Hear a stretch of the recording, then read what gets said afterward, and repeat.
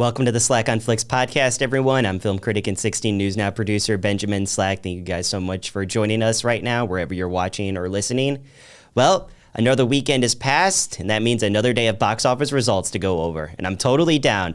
We are officially in mid-September. We are almost at the heart of spooky season. I'm ready. Let's go. And now that I'm thinking about it, I recommend checking out my past couple episodes where Natasha Cassell and I welcomed in the second best time of the year by talking about Ed and Lorraine Warren, as well as The Conjuring Last Rite, which managed to hold on to the number 2 spot domestically by gaining $26 million, well beyond making this the most successful in the franchise.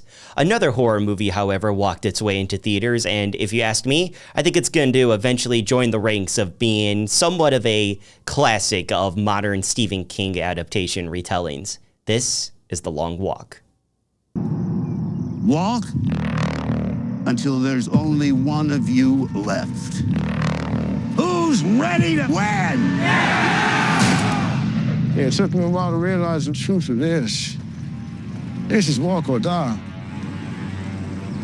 Based on the 1979 novel by the master of horror, the movie assembles a combination of elements that make for one of the most unsettling experiences of watching a movie. It follows a group of boys from 50 states who participate in the annual Long Walk, a contest to see who can walk the longest distance at a certain speed. If you win, you're rewarded. If you lose, you're executed. Upon the intro and cinematography, the words of Stephen King run through its timing. Its eeriness never lets up and provides a setting to present a commentary of power and weakness if put in the extremest of circumstances. The idea of casting relatively unknown stars offers a chance to see them as their roles and care more for them when their fates are tempted, something horror movies, thrillers, and even superhero films should take part in more often. Overall, The Long Walk takes a premise that could easily be presented in a way that it could lose its audience a quarter of the way through, but instead manages to maintain its purpose and provide a true achievement in the horror genre of film, a Slacker scale B-. While it didn't make the top 3, The Long Walk managed to stop itself in 4th place by making over $11 million, just short of 12 actually. The 3rd place taker at just over $18 million was the ending of a beloved series that started back in 2010 and looking to go out with a classy way. I'm talking about Downton Abbey, the grand finale. The future of Downton Abbey is now in Mary's hands. You will be a sensation. Lady Mary must go now. She's divorced.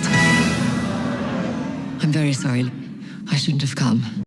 Now, I'm not going to pretend that I know the series from left to right, just the basics from doing a little bit of research. And what I saw was a film that will please both old and new fans on the topic. Taking place in the summer of 1930, the Crawley family faces public scandal while also trying to deal with financial issues. It's a simple premise that drags out into a plot that goes for a wild ride, but is easy enough to understand. It's a mix of both realistic issues plaguing the world at that time and the fictional installments that they put in for dramatic effect. They both blend beautifully into a well-crafted look presentation that you will need tissues for. It's a film that encapsulates everything fans liked before while also introducing new ideas, proving that even though that this is the end, there's still gas left enough in the tank to keep going. A Slacker scale B+. The number 1 spot in domestic box office results was the release of the anime Demon Slayer Infinity Castle. I know that's not the full name, but that's all I can pronounce.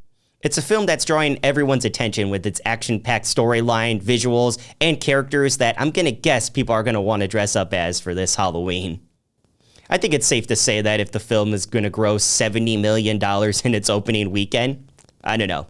We'll see in just a few weeks when Halloween finally turns up. I'm totally ready for that.